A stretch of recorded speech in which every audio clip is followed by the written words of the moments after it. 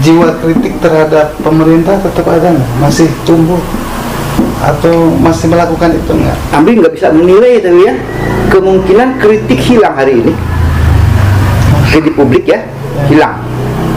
Tapi kalau ditanya ke beberapa orang anggota dewan nih, Pak Haryono masih tinggal titik. Silakan anggota dewan yang bicara masalah itu. Apa yang dititipkan seorang Haryono seperti ini kepada teman-teman dewan. Yang kedua, apakah kritik masih ada? Mungkin Pak Bupati akan bisa merasakan. Tapi kalau ada kritik akhirnya saya baca hari ini, gitu ya. Kita mencoba makro. Karena 2021 masih berjalan.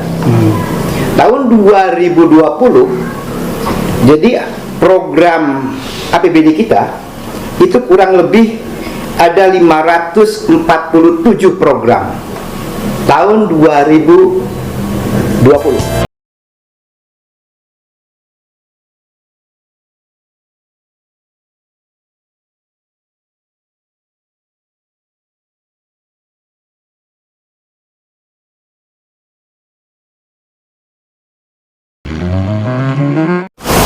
Assalamualaikum warahmatullahi wabarakatuh. Waalaikumsalam. Selamat malam warga Garut. Berjumpa kembali di program Keluarga Garut. Malam ini tamu spesial, sangat spesial, sahabat senior dari tahun 2006. Saya mengenal beliau. Beliau adalah politisi di 2005 hingga 2009 menjadi anggota DPRD Kabupaten Garut. Saat itu bukan artinya kami melemahkan periode-periode DPRD sekarang, tetapi saat itu begitu struggle-nya, kemampuannya yang memang luar biasa. Ada beberapa anggota DPRD yang kalau bicara itu data dan keilmuannya memang mumpuni, sangat luar biasa. Diburu oleh teman-teman awak media untuk dipinta beliau berbicara. Tidak lain adalah saya memanggilnya Mas karena namanya kejawa-jawaan. Saya tidak tahu apa beliau orang Jawa, tetapi kalau dilihat dari kelahirannya, beliau lahir di Garut kalau tidak salah. Tidak lain adalah Mas Haryono. Iya. Assalamualaikum warahmatullahi wabarakatuh. Waalaikumsalam. Tatang. Siapa jeng sumpi. Alhamdulillah hatur nuhun sampurasun kesadayaan hatur Rampes. Mas nih hampir 2 tahun ya tidak bertemu. Ya, hampir 2 tahun. Semenjak masuk sebagai di DPDM. Iya. Sebagai pengawas. Luar biasa. Jujur saja, saya dan kami di teman-teman jurnalis memang kehilangan sosok Mas yang selalu dijadikan narasumber tentang tata kelola pemerintahan. Nah, hari ini alhamdulillah Amin. bisa hadir ke sini. Alhamdulillah. Insya Allah masih seperti itu. Di mata apa yang dilakukan Mas sebagai pengawas di PDAM saat ini? Terima kasih Kang Tak mau diundang gitu ya. Setelahnya saya putus asa juga gitu. Terakhir 2 tahun terakhir lah, jujur saja sepi, kangen gitu ya. Sepi, dulu saya banyak ditanya ya. Bukan berarti ditanya gaya, bukan. Tapi ketika ditanya itu pemicu, pematik bahwa saya harus baca. Saya kangen gitu, kangen ngobrol dengan media, dengan politisi. Jadi hari ini kangen itu pada 2 tahun terakhir, kangen itu memang akhirnya harus kangen gitu ya, akhirnya harus kangen. Artinya karena komunikasi renggang, tentunya juga dalam hal ini saya mohon maaf karena dalam 1 tahun pertama saya harus beradaptasi. Adaptasi dengan yang namanya SPAM, sistem penyediaan air minum. Kenapa di sana Mas? Saya kalah tata ruang. Jadi pada waktu itu tahun 2019 akhir atau tahun 2016 ketika tata ruang wilayah diubah, kita akan ngejar.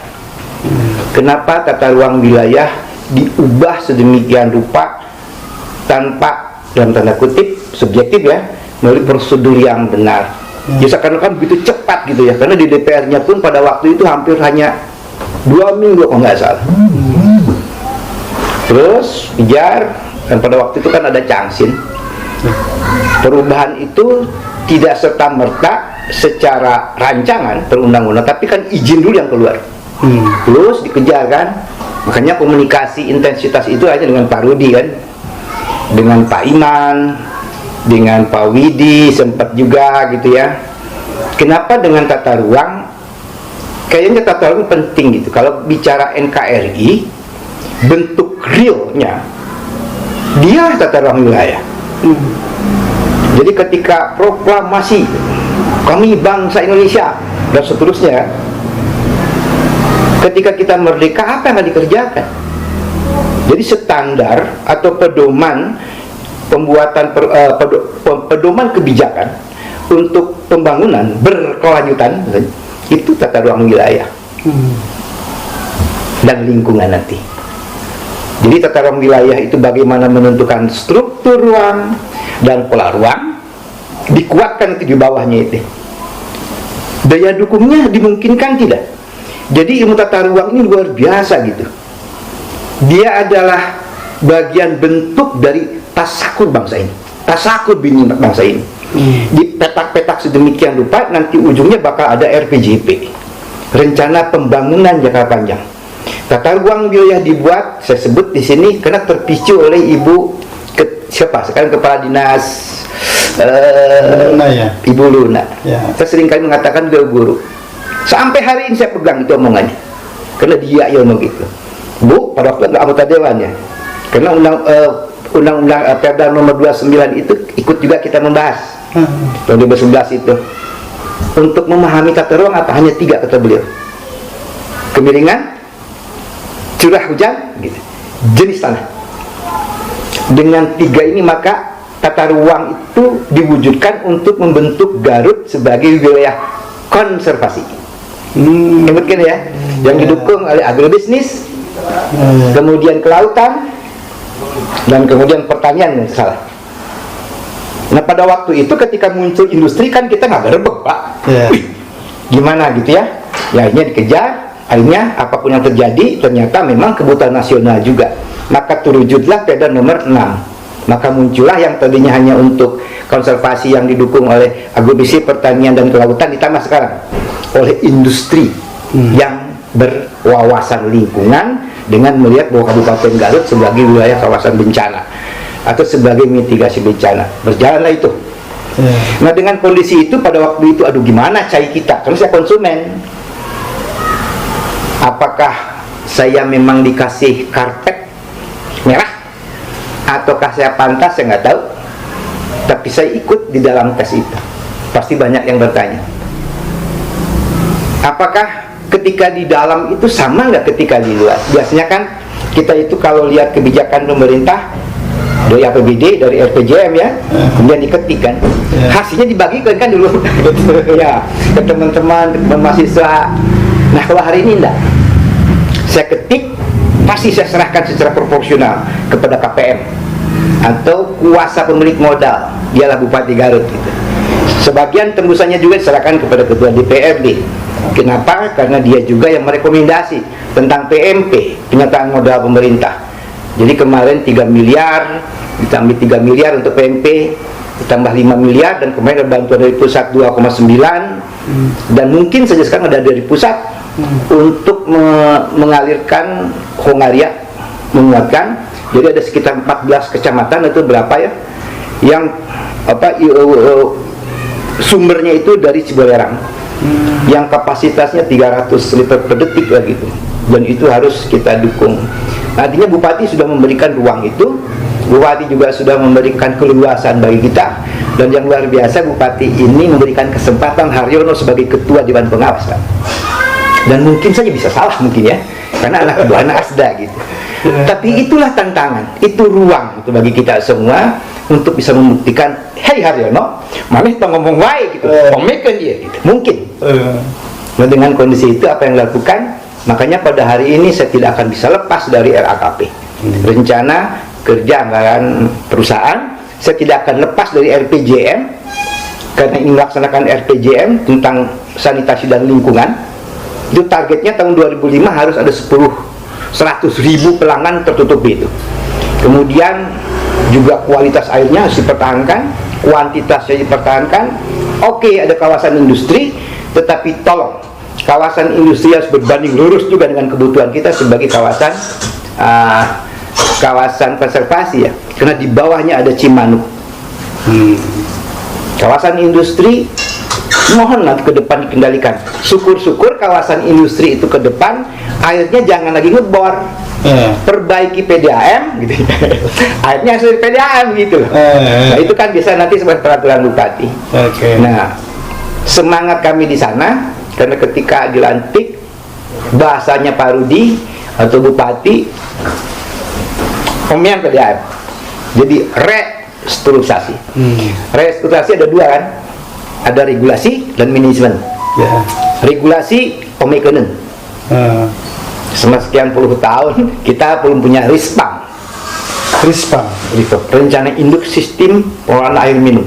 Kita dorong, alhamdulillah ketua Bapeda hari ini Pak Bupati mendorong juga sudah di provinsi. Semoga segera itu didukung juga dengan anggarannya dan DPR tidak terlalu lama lagi kita di sana. Kemudian jangan strada yang belum. Jadi kebijakan dan strategi tentang air minum. Kemudian juga tentang Perda nomor 8 sudah dibuat tentang Perumda air minum Tirta Intan. Itu sudah ada. Tinggal beberapa kebijakan terkait dengan pelaksanaan dari Perda nomor 8. Misalnya tentang honorarium, gaji direksi dan dewan pengawas. Yang nomor 50 tahun 2012 harus segera diganti. Alhamdulillah Dewan Pengawas kemarin memberikan usulan selesai. Mohon maaf dengan segala rasa hormat kepada Pak Sekda misalnya gitu, kebagian ekonomi segera itu garap. Karena kalau tanpa ada aturan nggak bayang gitulah. Pak Bupati sudah memberikan keleluasaan, tinggal bahasa Pak Bupati yang lemot, katanya birokrasi kita lemot. Jawab saja bahwa kita tidak pernah lemot. Per detik kita melakukan kebijakan-kebijakan itu. Tinggal bagaimana sistem koordinasi yang harus dibangun. Semangat terus tuh Pak Sekda ya, kita berharap. Nah pada sisi lain secara manajemen tentang aspek keuangan misalnya, kemarin kita rugi 12 miliar. Nah hal ini tersisa 2 tahun tersisa tinggal 5 nih. Itu kita memberikan apresiasi. Kemudian juga tentang percepatan perbaikan. Nah sekarang cepat nih Pak Direksi ini, cepat. Kalau Pak Tata airnya terganggu, kemudian ditelepon PDAM 1 jam bakal ada hadir ke sini. Hari ini ada percepatan. Kemudian uang kas dan setara kas dari 1,4 miliar sekarang ini sudah 8 Pak. Itu beberapa prestasi. Tetapi belum berbanding lurus Pak. Karena dari anggaran-anggaran yang ada ternyata pendapatan masih 1 miliar per tahun gitu ya. Kemudian amortasi masih tinggi 15 miliar. Kemudian piutang masih tinggi gitu. Tingkat kebocoran air masih rata-rata di atas 45%. Itu omekanen. Nah semoga itu terkejar dengan sendirinya. Itu yang dikerjakan sebagian ya. Sebagian dikerjakan dengan spam, yang ujungnya bahwa spam ini adalah hilir kebijakan. Rusaknya spam karena tidak bagusnya perencanaan pembangunan dan pelaksanaan di hulu. Hati-hati ketika yang namanya tata ruang wilayah dibuat tetapi dilanggar. Kemudian RPJM dibuat tetapi dilanggar. Kemudian RAKP dan IKU misalnya, indikator kerja utama SKPD dibuat tetapi tidak dilaksanakan. Saya yakin, aku yakin ujungnya bakal ke air. Jadi kalau agak sedikit mencak-mencak suka marah gitu ya. Karena terakhir ada bahasa di media berecus gitu. Ada bahasa gitu kena air. Ya. 2017-18 Mas kan melawan ke pemerintah daerah terkait tata ruang kan. Nah, kemudian di 2019 dipaksakan kan tata ruang, akhirnya perubahan terjadi. Tetapi terlepas apa visi Pak Kepala Daerah, ada karpet merah buat Mas sebagai Mungkin pengawas PDAM. Tetapi sangat berhubungan sekali karena ngomong tata ruang kan tadi disebutkan tentang air ya. Ini dikasih daya dukung, daya tampung itu air. Jadi ketika Haryono di sana, apakah lupa dengan APBD? Enggak. Apakah mungkin APBD tanpa air? Ya. Hari ini saya melaksanakan APBD, saya tidak ngomong lagi gitu. Kalau hari ini begitu serius, hanya satu saja, bahwa kita sebagai aktivis ketika memberikan kritikan, artinya kalau politis itu dua ya, ada infrastruktur politik, suprastruktur politik. Kalau infra sebagai kita ini wacana kan, Garut lamun hayang maju kudu kieu gitu. Nah begitu dia jadi, dia akan masuk di supra, dia akan buat kebijakan. Ini tantangan yang lebih besar hari ini. Jadi kuat dina opini, begitu asup di struktur lemah. Iya kan? Iya. Nah Pak Bupati nantang, Pak Haryono tuh ngomong wae, bisa diomekeun ya. Nah ini kan luar biasa Pak. Oh iya menarik juga ya, hayulah gitu. Nah, sayangnya sebagai pengawas kan, pengawas itu hanya memberikan saran pendapat kepada direksi dan kepala daerah, diminta atau tidak diminta. Jadi ketika memberikan saran pendapat dengan tidak kurang rasa hormat ke direksi, dengan tidak kurang rasa hormat kepada KPM, sebasnya KPM, pasti detail gitu. Ya. Ulah detail. Karena bagaimana mungkin saya akan memberikan saran pendapat tanpa memahami. Kalau upami dina POAC, ilmu manajemen ya, kan POAC apa itu ya? Ada planning, terus organizing dan seterusnya, kan posisi pengawas itu dikontrolling. Tidak memahami perencanaan, tidak memahami pelaksanaan, tidak memahami pengorganisasian, bagaimana mungkin saya akan memberikan saran pendapat? Jadi ketika akan memberikan saran pendapat, pahami dulu perencanaan sampai ke bawah. Makanya akan detail, bakal ada angka, bakal ada panjang, bakal ada lebar. Tetapi tidak bisa seperti auditor. Maka muncullah bahasa potensial, patut diduga bertentangan, patut tidak sesuai dengan gitu. Kami berharap Pak KPM, berharap KPM menindaklanjuti gitu. Melalui, ada 3 itu di bawah KPM, ada Setda sebagai pejabat strategis, kemudian bagian ekonomi pejabat teknis, dan terakhir pengawasan. Itu diatur di PP 54 tahun 2017 tentang BUMD. 3 ini yang harus ngadamping Haryono sebetulnya. Yang ngadamping pengawas-pengawas. Ada pengawas PDAM, ada pengawas BPR, ada pengawas rumah sakit. Ya. 3-3 berbeda tuh. Makanya harus dikuatkan di bagian ekonomi. Ketika bicara kemandirian daerah, BUMD adalah indikator kemandirian. Ketika lemah bagian ekonomi, jangan berpikir tentang kemandirian daerah. Ini mungkin yang dikerjakan sama kita. Ketika itu di bawah naungan bagian ekonomi. Bukan, ada Setda, ada bagian, ya betul, bagian karena pembina teknis. Makanya kasihan juga di bagian ekonomi ini, maaf ya, bagian hukumnya lemah mungkin ya, maaf. Sementara kan semuanya harus beraturan. Akuntansinya juga itu harus dikuatkan gitu. Jadi kita berharap semangatlah tuh apa siapa sobat kita tuh Pak Erik ya, semangat Pak Erik, semangat. Ayo kita sama-sama gitu. Dan mudah-mudahan Dewan Pengawas relatif memberikan umpan yang tidak begitu sulit untuk diterjemahkan kan dengan angka-angka. Tinggal menguatkan demikian juga Pak Bupati. Pak Setda juga tidak usah terlalu takut lah gitu. Jadi Dewan Pengawas hari ini pasti mencoba memahami tentang tata kelola pemerintahan yang baik. Itu ada di Undang-Undang Nomor 30 tahun 2015 tentang manajemen pemerintahan. Ketika bicara akuntansi, kita bicara sak ekap. Pasti akan disesuaikan prinsip-prinsip akuntansi, karakteristik akuntansi. Ketika bicara masalah air, ya ajas air. Manajemen mutu kita pakai. Jadi insya Allah tidak akan terlalu sulit. Insya Allah. Dan saya semangat sekali masalah ini. Dengan satu harapan bahwa kalaulah memang pada akhirnya kawasan industri sebagaimana disampaikan itu dibutuhkan karena untuk menampung tenaga kerja atas 25.000 per tahun SMA yang tidak tertampung, hayu, tapi tolong, kalau kata Samholik silahkan bangun apapun, tapi ketika bicara kawasan industri jangan lupa pasal 7 gitu ya. Pasal 77 dari Perda nomor 6 tahun 2019 tentang tata ruang wilayah. Itulah pengendalian atau PJ disebutnya. PJ itu apa ya? Tentang zonasi, pembatasan zonasi. Di sana itu ada poin-poinnya. Biar ada keseimbangan. Ya alam ini juga terus lestari, hidup kita lestari. Jadi jangan terlalu besar kepala. Mentang-mentang mampu nyium gunung, tebas. Mampu nutup air, ditutup. Ini sama-sama demi kebaikan. Jadi semangat tata ruang dengan air. Jadi tata ruang itu kekuatan daya dukung daya tampung. Jangan dianggap enteng tentang tata ruang. Mas, apa yang harapan besar terkait di pengawasan PDAM ya?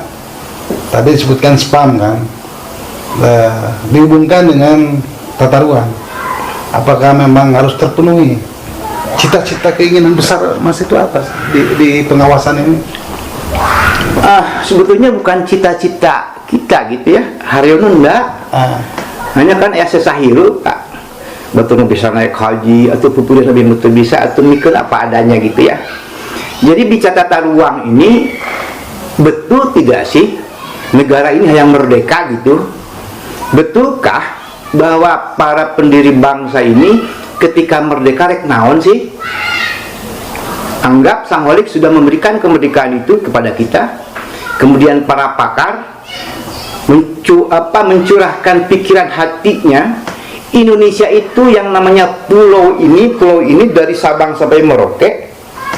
Ini loh batasannya, macam unsur global gitu. Dibentuklah yang mata tata ruang wilayah, dan alhamdulillah berdasarkan Undang-Undang 50 mata Garut masuk di dalam wilayah Jawa Barat. Jadi pembuatan tata ruang ini komprehensif sedemikian rupa, tidak bisa oleh daerah juga tidak bisa bikin sendiri, pusat pun sama. Itulah NKRI. Maka jadilah ini negara kita seperti ini. Jadi tasakur minimat kita yang melaksanakan apa adanya. Malulah sama Tengku Umar, malulah sama Cetnya Din, malulah. Sekarang mereka sudah demikian rupa, Pak. Banyak lagi para pahlawan kita gitu ya. Kita ini mau ngomong politik atau akan melaksanakan tata kelola sih? Wacana begitu banyak ya, tapi undang-undang yang ada kurang apanya? Sudahkah dilaksanakan? Ayo laksanakan bertahap apa adanya gitu. Memang jauh dari sempurna, namanya juga undang, pasti dinamis, tapi laksanakan dulu. Kita cukup terkaget-kaget ketika muncul Undang-Undang nomor 1 misalnya, atau Perpu nomor 1. Di Perpu nomor 1 itu disebutkan ada beberapa ketentuan, ada pasal-pasal yang diubah oleh Perpu waktu itu. Perpu mengubah undang-undang, sok bayangin ya. Perpu, peraturan pemerintah mengubah undang-undang. Ada nggak dalam azas undang-undang kita mengubah itu? Turunan mengubah. Tapi keadaan darurat, itu Perpu kali ini darurat ya. Nah, undang-undang tentang keuangan negara, undang-undang tentang pemerintahan daerah itu diubah pasal-pasal tertentu. Karena memang negara kita lagi darurat waktu itu, lagi seperti itu. Sah-sah saja. Dalam batas-batas tertentu dan dibuka publik, dan kemudian muncul Cipta Kerja. Ini kan hal-hal yang harus kita dilaksanakan secara bersama-sama. Ini tata kelola. Nah, ketika ini muncul terus jadi opini, atau kita mencoba untuk memahami, harus kata-kata pernah yang bicara tentang secara tuntas Cipta Kerja, mengubah kurang lebih sekitar 78 atau 80 undang-undang. Ada apa di kebalik semuanya? Tetapi yang menarik di undang-undang ini, di atasnya, di pasal atasnya itu, apapun yang kalian bangun silahkan, tetapi hati-hati, harus mengacu kepada rencana detail tata ruang. Coba lihat. Dan ujungnya ke UMKM kalau nggak salah. RDTR ya. RDTR. Nah, hal-hal ini yang harus kita buka bersama, sehingga hayang naon abdi teh hayang anak abdi gengeunah, cucu saya enak, bupilihan bisa ke haji, malu tuh sama para fuqaha yang di sebelah sana, malu tuh sama yang di baju resmi, bagaimana mereka berjuang sedemikian rupa melawan pajak mereka waktu itu.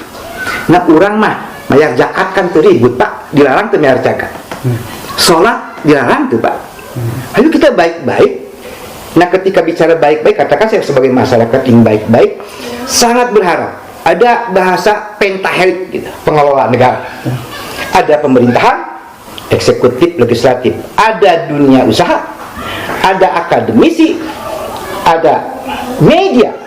Makanya saya berharap mengunjungi media agar sosialisasi pemerintah terseting, humas enak.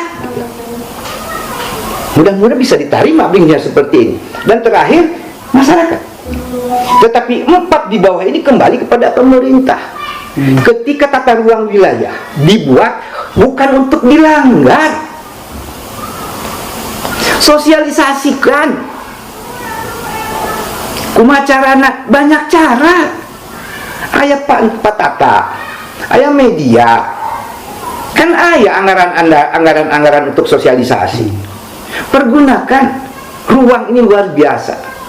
Jadi ya yang itu saja. Kenapa harus repot gitu? Nah, kita ingin buktikan. Mudah-mudahan saya mampu membuktikan. Satu kebijakan kecil di tata ruang wilayah yang namanya kawasan lindung untuk mata air dikelola oleh PDAM, terasanya luar biasa besarnya. Baru satu titik kecil yang namanya Sepam. Kalau diukur semua, atau kita bicara masalah yang agak sedikit populer tetapi jarang bahasanya secara resmi disebutkan, tentang di pertambangan, mineral bukan logam dan batu, itu pajak. Coba lihat di tata ruang, potensi di Garut itu di mana saja, bukan hanya leles, kan banyak potensi yang lain. Kejar itu.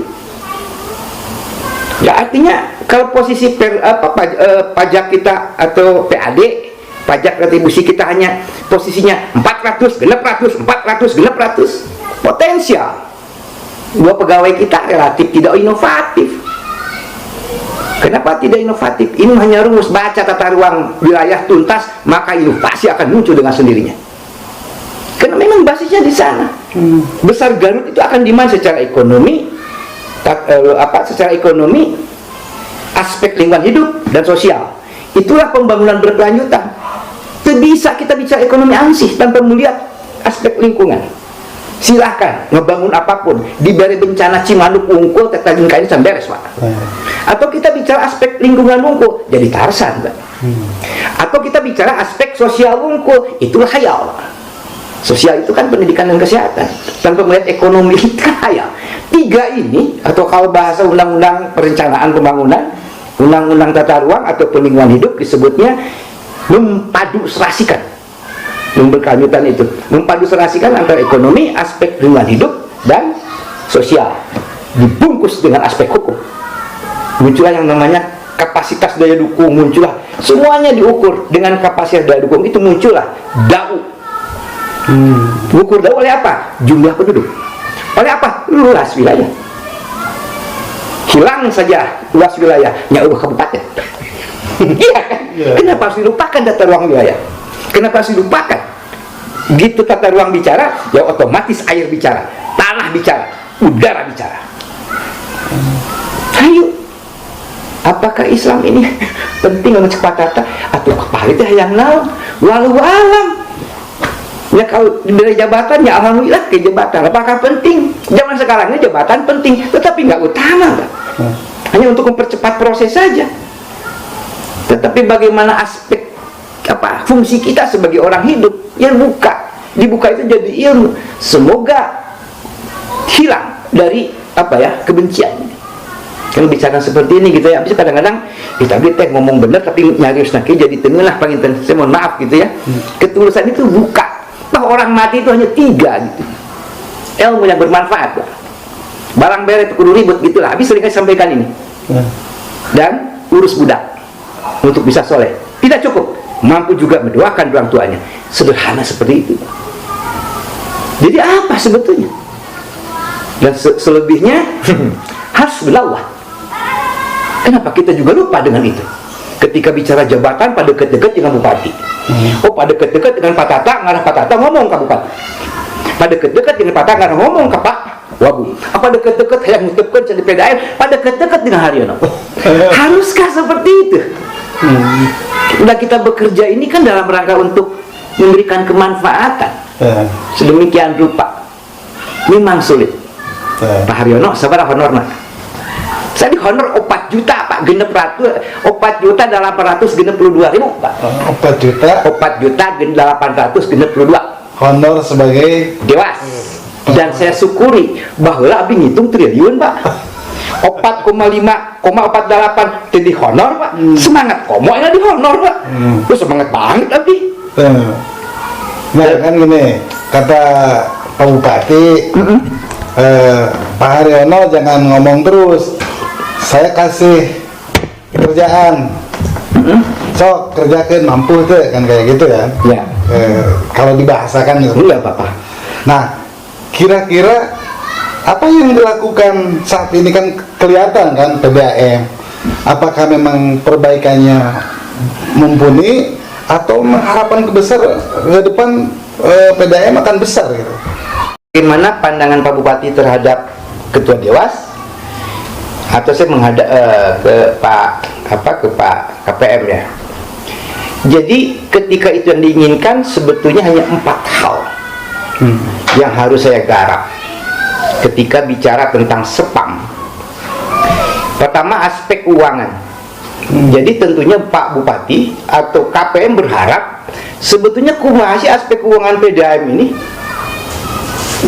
Nah, setelah saya belajar, ternyata aspek keuangan itu basisnya di SAK-EKTAK, standar akuntansi entitas tanpa akuntabilitas publik. BUMN juga ke sana. Sifatnya dia tidak punya kewajiban untuk dikapublikkan.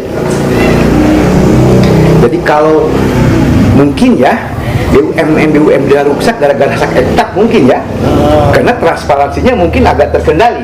Dan siapa yang memeriksanya? 2 di sana.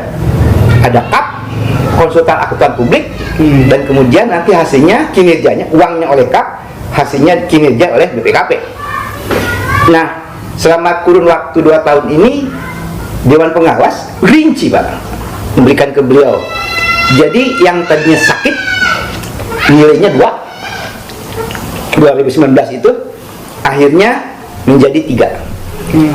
Semoga ada peran Dewan Pengawas. Saya tidak bisa mengatakan Dewan Pengawas berperan. Semoga ada, karena yang melaksanakan itu direksi.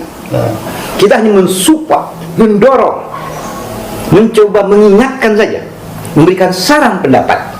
Nah, jadi saran pendapat kami bidang keuangan mudah-mudahan dipahami. Artinya akuntabilitas yang ada itu betul-betul terukur. Maaf, hari ini akan dikejar tuh. Akan kita ngambil contoh sampling Talgong KLR. Uang-uang investasi dari tahun 2019, 2020 dan 2021 berjalan hari ini akan diuji. Karena di Talgong KLR banyak yang komplain. Sampai di Pemda pun komplain tuh. Di Patriot Dalam, perumahan-perumahan, Surya juga, kemudian Cimanganten juga.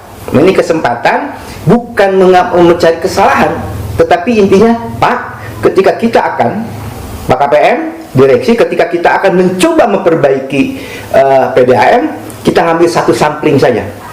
Artinya investasi yang ada terkait dengan sumber air baku, kemudian produksi, kemudian distribusi sampai ke arah pelayanan, anggaran yang ada kemarin itu efektif tidak sih? Itu kan sampai miliaran Pak. Misalnya Talgong KLR itu 4,6 selama 3 tahun. Jadi kalau airnya masih buruk, ini ada apa? Apakah ada kebocoran? Karena kebocoran itu tidak sederhana Pak Tata. Karena mungkin saya juga masih belajar tentang asbab drawing ya, tentang peta jaringan itu. Nah, itu yang direkomendasikan. Karena ujungnya kan ke uang, kemudian pengelolaan, kemudian pelayanan, dan yang menarik juga sumber daya manusia. Jadi 10% dari anggaran BUMD itu harus untuk pembinaan karyawan. Karena karyawan kita ini juga gajinya naik gitu ya. Kesejahteraannya masih kurang. Artinya masih harus didorong nih. Yang mudah-mudahan direksi kita hari ini sudah mulai berpikir bahwa pentingnya karyawan.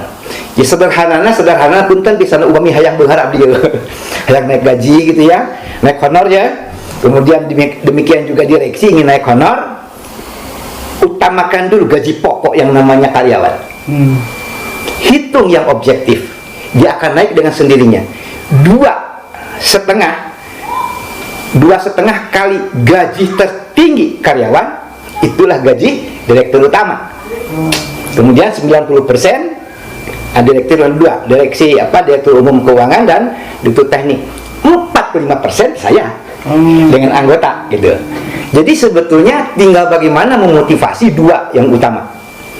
Pelayanan dan operasional insya Allah akan berjalan baik apabila ada proporsional antara kepegawaian dengan uang. Artinya bagaimana karyawan patata yang benar, salah satunya kumaha insentifnya gitu lah Merina. Dia bekerja, nah ini harus juga diperhatikan. Itu beberapa hal yang disampaikan beliau. Demikian juga kami tidak hanya melihat direksi kan, kami juga melihat saran kepada bupati. Tidak bisa bupati bekerja sendiri. Di bawahnya ada yang tadi itu pejabat strategis, dia adalah setda. Pejabat teknis, beliau adalah bagian ekonomi dan pengawasan. Jadi kemarin kami merekomendasikan, tentunya direksi pernah diawasi, pernah diperiksa juga kemarin untuk anggaran 2019. Berjalan sedemikian rupa, mudah-mudahan pengawasan ini bukan nangkap orang. Jadi pemeriksaan reguler harus betul-betul dilaksanakan oleh inspektorat, karena membina kan. 1 kali gitu kan, 2 kali, 3 kali, kalau 3 kali macam-macam ya sampaikan ke bupati. Tapi jangan sampai nggak pernah diperiksa, ujuk-ujuk mariksa lewat jelema dilaporkan, itu kan nggak bisa juga.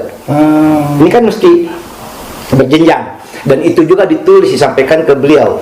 Semoga ini penyakit kita biasanya, dengan tidak kurang hormat, mungkin Pak Bupati tidak baca karena kesibukannya. Tapi kami berharap di bagian ekonomi inspektorat membaca itulah, biar nggak susah. Biar nggak susah sayang anggaran ini, karena ujungnya mah untuk kebaikan kita semua. Terus apa lagi? Koordinasi Pak. Misalnya kami memperhatikan juga BPKP, karena dia memeriksa. Jadi BPKP juga dengan standarnya yang betul-betul objektif untuk memeriksa.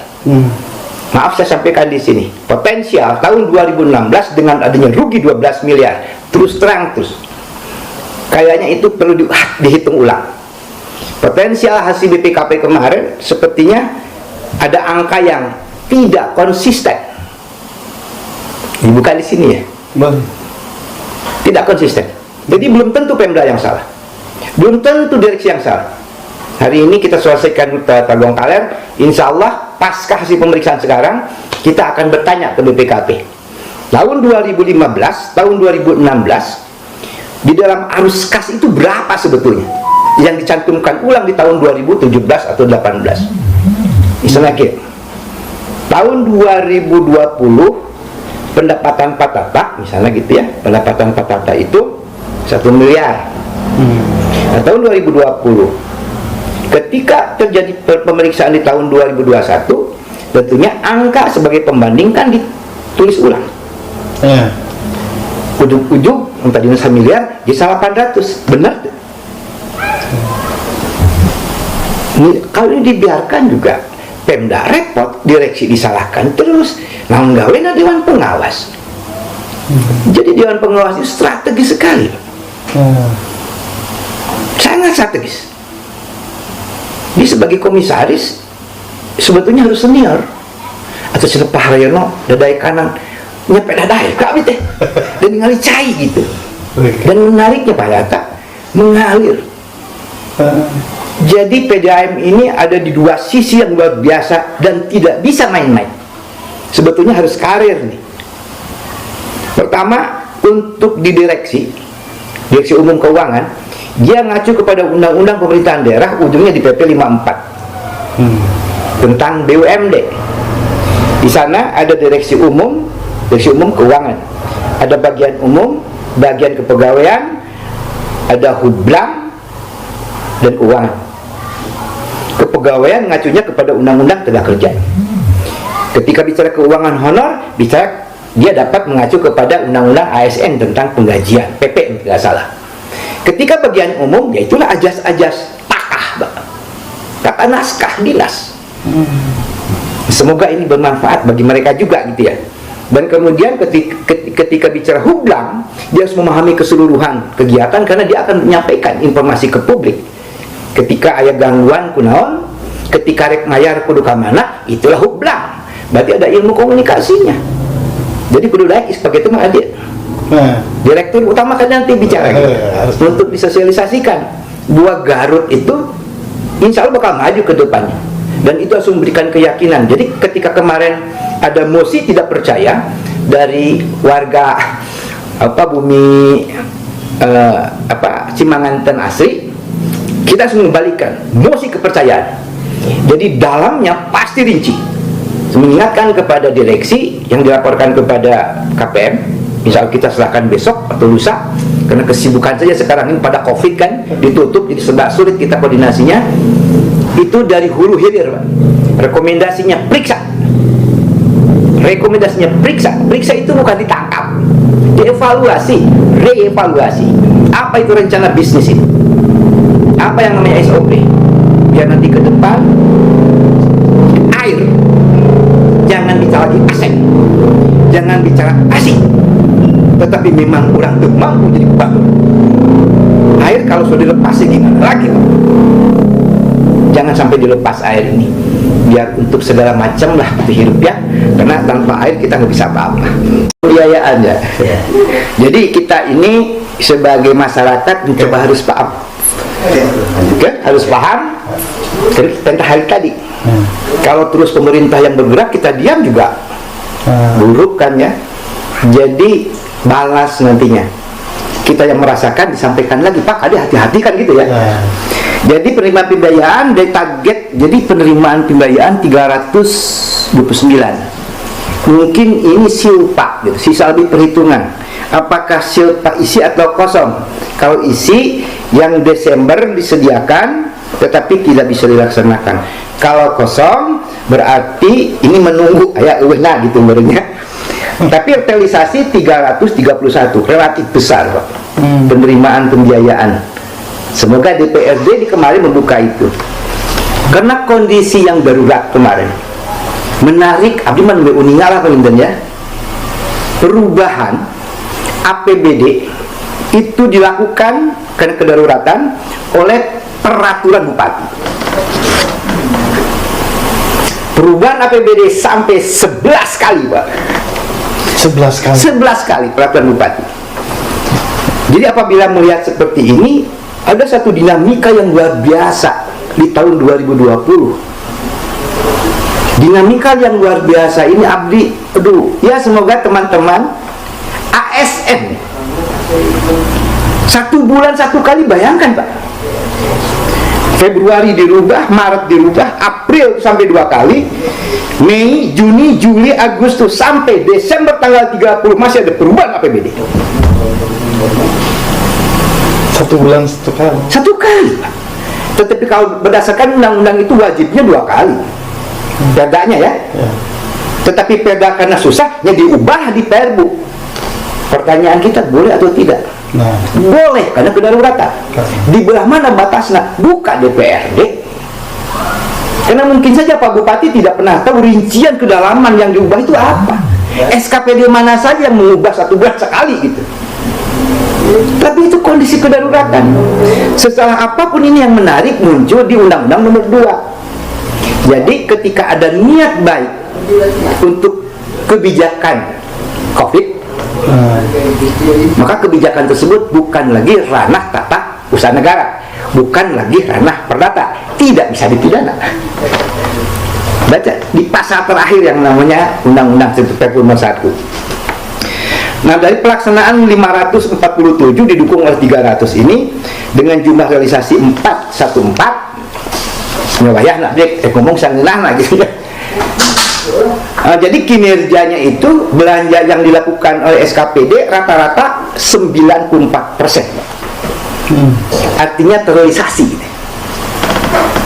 kepala dinas, Bapeda, badan, kepala dinas pendidikan dan seterusnya merealisasikan anggarannya itu rata-rata 94%.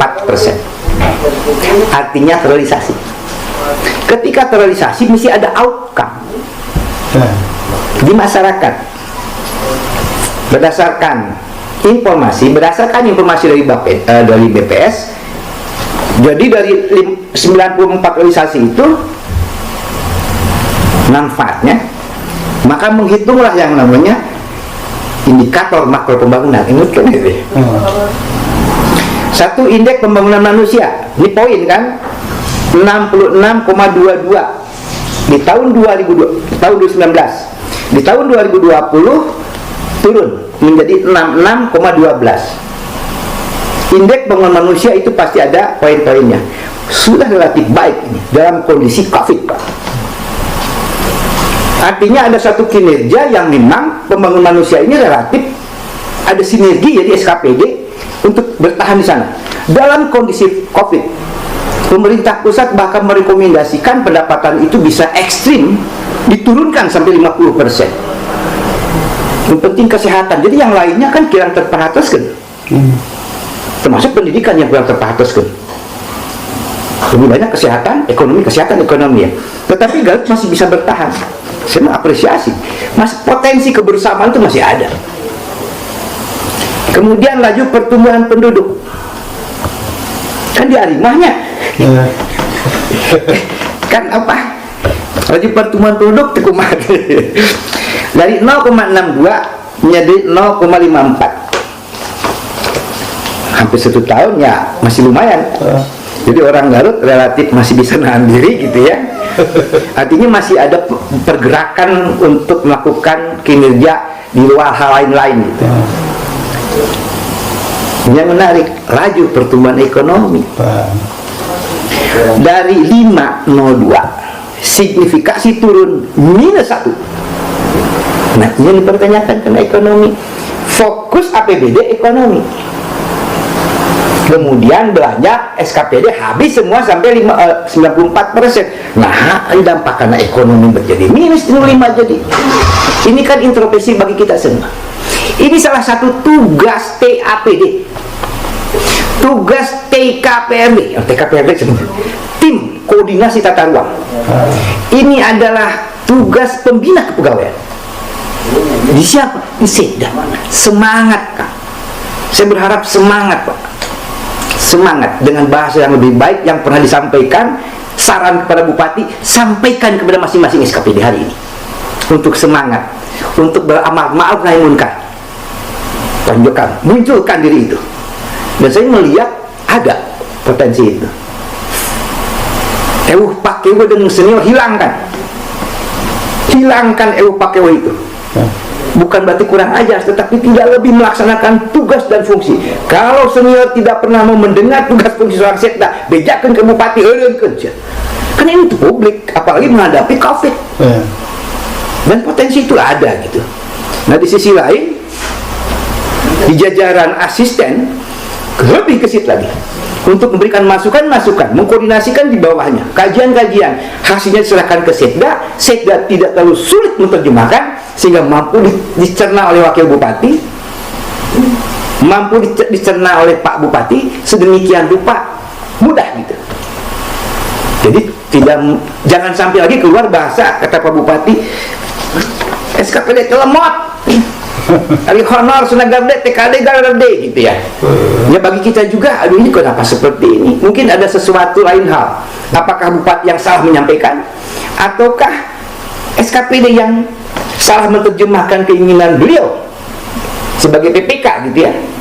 Karena ini tidak mudah. Memang kondisi psikologis ASN hari ini sejauh yang saya ketahui luar biasa diganggu pikiran dari pusat. Yang disebutkan tadi tentang Permendagri 90 halaman lagi sampai ke 3.000, Pak.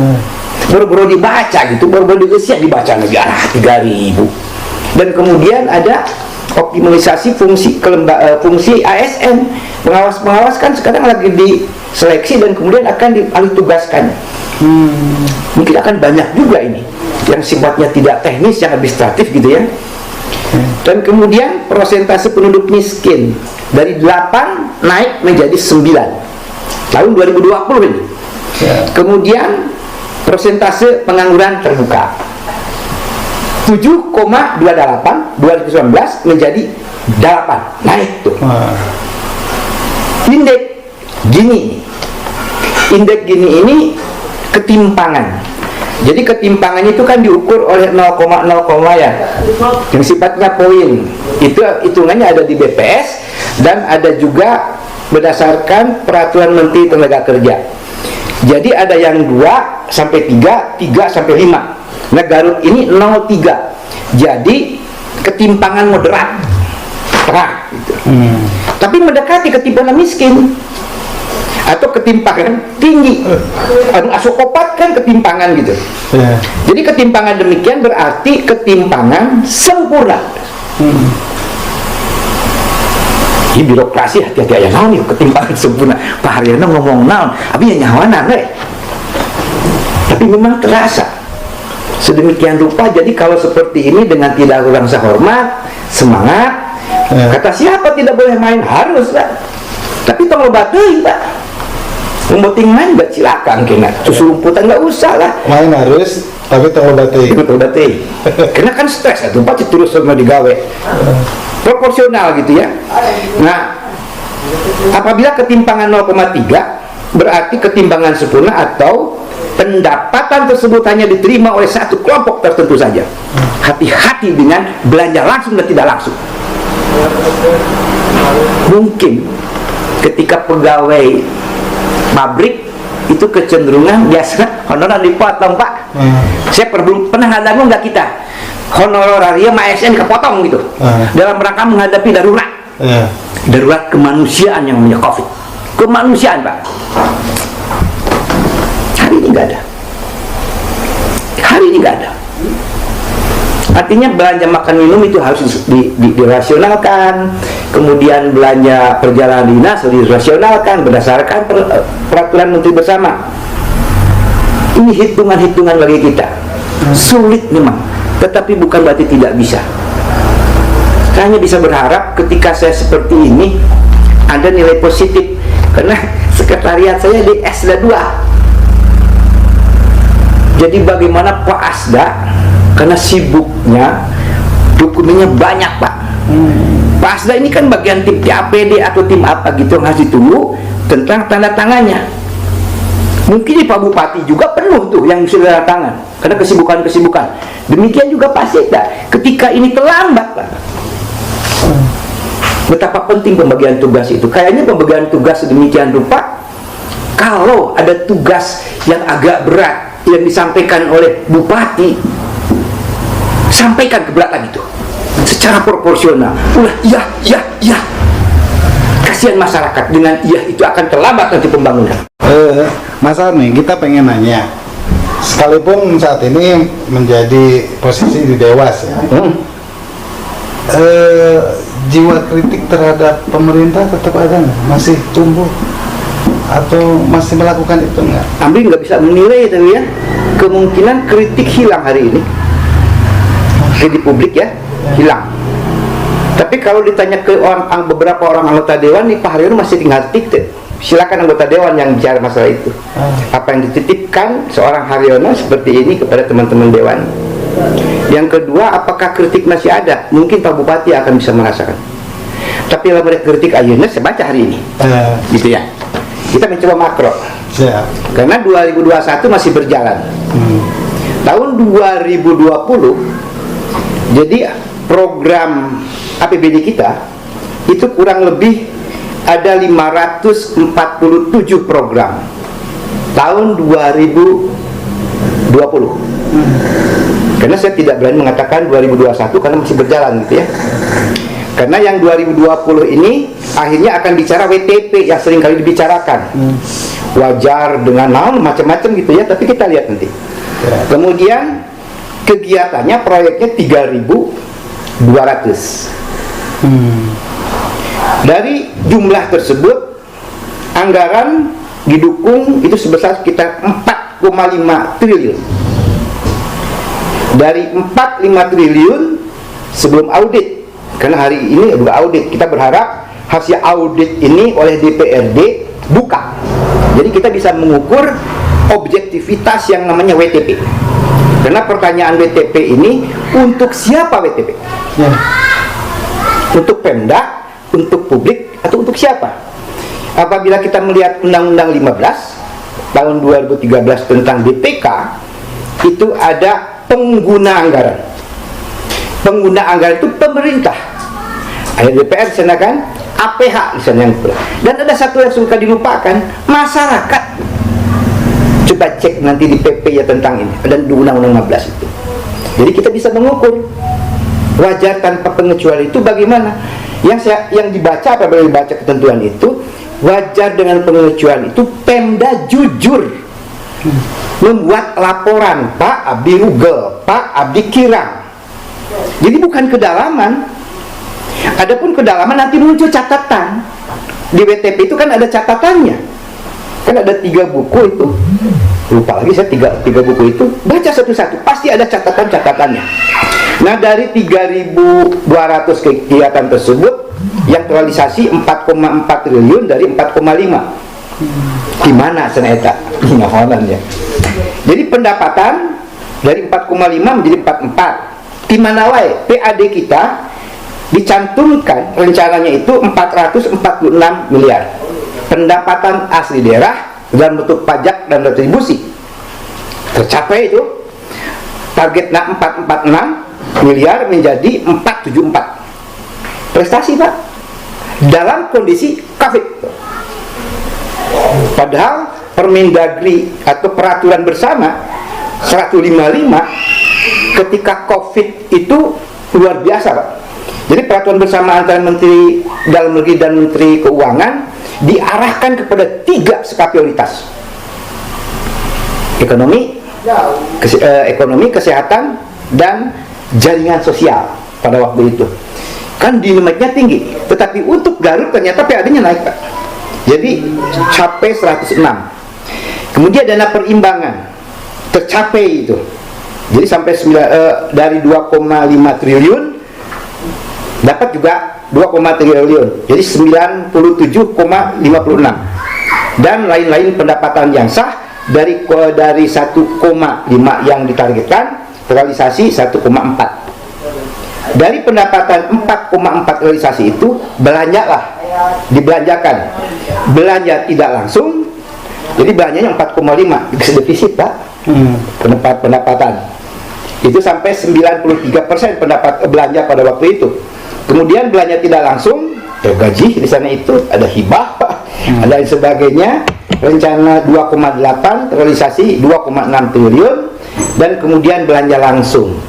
Nah, belanja langsung ini ada belanja pegawai lagi, ada belanja barang jasa dan modal. Jumlah keseluruhannya 2,0 atau 2 triliun yang realisasi 1,9 triliun. Bayangkan ya. Kemudian ada pembiayaan. Ada pengeluaran pembiayaan 14 triliun rencananya, dan kemudian direalisasikan 13 triliun, jadi 94%. Ada penerimaan pembiayaan, ini menarik lagi. Ditargetkan 329 penerimaan pembiayaan. Dari APBD yang disampaikan, APBD 2020 ya, yang tadi. Iya, 2020 bahwa kan intinya seda gaun-gaun nangke. Ya. Nah, ngomiannya salah satunya Pak. Ya, untuk memperbaiki ini makanya tidak bisa.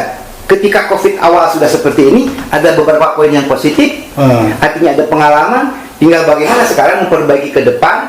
Yang tadinya misalnya minus untuk ekonomi minus 1 nih, dari 5 sekarang jadi minus 1, nya bisa genap lah gitu. Artinya ada pengalaman tertentu dengan semangat kebersamaan. Tapi capaian SKPD tercapai kan? SKPD tercapai semua. Hanya capaian ekonominya gitu Pak.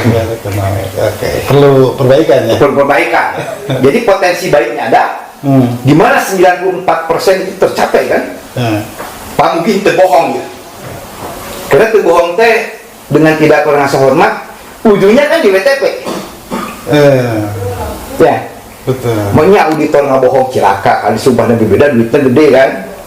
Nah, kalau ingin misalnya WTP itu objektif, ya pertanyaan tadi itu, Untuk siapa WTP? Kalau kita melihat undang-undang tentang DPK ataupun PP nomor 70 tentang akrual, jadi WTP itu untuk pengguna anggaran. Siapa saja? Ya DPR, tentunya pemerintah lah gitu ya, dan ada APH ketika ada masalah. Dan satu, jangan dihilangkan, masyarakat. Dia itu pengguna, Pak, pengguna anggaran. Mereka itu kan yang merasakan. Buka juga setelah 60 hari pasca diserahkan dari BPK kepada Pak Bupati dan kepada Ketua Dewan, buka oleh Dewan setelah 60 hari. Dan itu tidak rahasia. Kenapa harus rahasia wae? Memangnya negara itu bakal stagnan di dinya, stagnan di Dewan hari ini, stagnan di pemerintahan rejim hari ini. Kan mesti ada penerus. Nah, siapa penerus kalau misalnya nggak dibuka? Sudah waktunya mantan bupati nyarios, mantan DPR nyarios. Kalau para akademisi kan mungkin teori, tapi para pelaksana, politisi nyarios. Waktu orang jadi dewan tekiul, mantan bupati pun akan seperti ini. Ini loh sulitnya, ini loh mudahnya, sehingga bagus gitu. Akhirnya kami mau nanya nih, Mas Har, bagaimana kondisi pemerintah sekarang, baik DPRD maupun birokrasi? Birokrasi terpusat di bupati, Pak. Dengan bahasa lemot, ini lemot gitu, kata Pak Bupati. Ini tantangan bagi birokrasi untuk tidak lemot. Apa keinginan bupati? Ya percepatan. Ada pembanding berarti? Ada pembanding, Pak. Ada pembanding, banyak pembandingnya. Hanya sulitnya ketika kita bicara COVID, Pak. Kapan dibandingkan di dunia ini? Sulit, Pak. Yang untuk menghadapi kesulitan betapa harus terbuka gitu hari ini. Nah, tentunya kita berharap juga Pak Bupati tidak serta-merta menyalahkan langsung. Secara psikologis dalam kondisi hari ini, karena kebetulan saya di Setda gitu ya, ada keinginan-keinginan tidak melulu hanya jabatan sebetulnya. Dengan sistem meritnya agak susah juga kan. Senior, namun senior butut mana wayah anak lewat gitu ya. Nah, Bupati hari ini kan relatif terbuka. Yang jabatan ini hayu, yang jabatan sok miluan, dites segala macam. Nah, tinggal hasil akhir nih, keberanian yang ada ini memang tidak mudah hari ini. Wayahna birokrasi di bawah pimpinan Pak Panglima nih, kasih semangat satu sama lain. Pak Sekda. Saran terhadap Pak Sekda? Punya nyali, Pak, seperti dulu Bapak. Punya nyali untuk menyampaikan apabila Pak Bupati misalnya keliru, sampaikan, Pak. Ketika Bapak ada perintah agak sulit dilaksanakan, sampaikan, Pak. Pengalaman yang sudah-sudah dia relatif nampak bisa menerima. Kalau agak sulit menyampaikan langsung ke Bupati, sampaikan beli Bapak Wabi ke Bupati. Pak, kayak abi teh gitu loh. Agar birokrasi seperti ini begini memang sulit, tapi harus dipakai. Dan saya punya pengalaman, beliau pernah mengingatkan di apel sama Ma'ruf tetap. Sama Ma'ruf. Tapi saya selalu subjektif ya. Jadi Pak Sekda sudah berapa bulan? Kurang lebih ada 3 bulanan. 4 bulan. 4 bulanan memang masih dalam proses konsolidasi. Tapi sudah waktunya nanti muncul, Pak.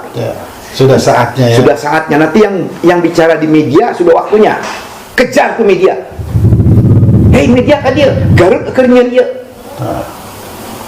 Patata ka dia gitu. Ketua PWI ka dia gitu ya.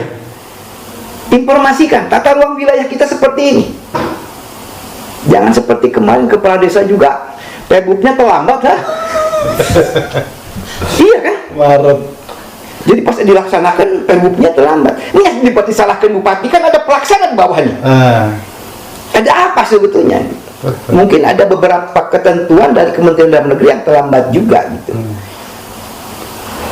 Dan kita berharap 3 orang nih dari sisa waktu yang ada, Pak Bupati, Pak Wabu, Pak Setda itu luar biasa lah ke depan. Hanya sebagai orang di luar dan abinya kan kurang aja di Abdi. Saya ini kan Dewan Pengawas, anak buah sebetulnya. Tapi tolong juga bisa diterjemahkan. Ada sisi konsumen, sisi masyarakatnya, sisi duanya. Semoga ini dapat diterima, semoga. Dan kami berharap banyak gitu ya. Sebagai Dewan Pengawas, saran pendapatnya dibaca. Lamun salah dicoret, diingatkan juga kami. Lamun benar laksanakan. Nih, sekarang pandangan DPRD saat ini? DPRD jangan teknis. Memang tidak mudah jadi dewan itu, karena dewan itu hampir per detik didatangan, tidak bicara masalah misalnya Pak Ade, Pak Rijal, Pak Dadang, pendapatan per kapita ini kumaha, masyarakat harus diurut. Kira-kira Pak itu cik pendapat Pak Dadang, pendapatan per kapita kudu kumaha, masalah dunia pendidikan kumaha. Hari ini Pak aya pokir, Pak titip gitu. Ya kalau mereka ini kan gambaran masyarakatnya ujungnya kan. Iya. Bagaimana mungkin mereka akan bekerja dengan kondisi pokir hari ini? Kata siapa tidak jadi masalah. Tahun 2016 ini masih berjalan. Kapan penyelidikan, kapan penyidikan? Kan udah ada kepastian hukum. Kalau memang cukup sulit membuktikan, udah bebaskan saja. Ya, kata siapa? Ada perjan, peraturan jaksa agung. Perjan. Iya, kalau tidak salah itu ada waktunya penyidikan. Kalau sulit sudah saja demi kemanusiaan. Tapi kalau memang ada bukti memungkinkan, karena kalau tidak salah angka 146 miliar itu diangkat oleh Pak Kejari. Artinya kalau sudah diangkat angkanya, berarti itu sudah hasil perhitungan ada kerugian negara. Tapi kalau hari ini sampai sekian tahun, ya kenapa tidak? Berapa tahun perjan tuh? Per 3 bulan Pak. 3 bulan Pak. 3 bulan bisa diperpanjang 3 bulan, ya 8 bulanan lagi. Setahun ya? Iya. Berarti bisa digugurkan? Bisa. Artinya tidak cukup bukti, dan itu juga dikuatkan oleh dari apa? Dewas itu apa ya? Dewas dari Kejaksaan Agung lah gitu. Surat edaran. Tapi apakah surat edaran itu mengikat atau tidak? Jadi kita berharap juga hukum ya sesuai realnya. Karena pertanyaan tadi itu bagaimana mungkin? Karena takut juga ketika psikologis dewannya ngadeg mayong, tidak cukup mampu memberikan saran pendapat kepada eksekutif. Kalau kita melihat tadi tahun 2020 kan ada LKPJ, ternyata sepi tuh LKPJ, pada isinya seperti ini. Sekarang ada LPPD, laporan pertanggungjawab pelaksanaan APBD, pun sepi. Hari ini ada pembahasan rencana untuk kawasan industri, sepi juga. Pada itu kebutuhan kita semua. Atau itu karena tidak dibuka ke publik? Ya kenapa nggak dibuka?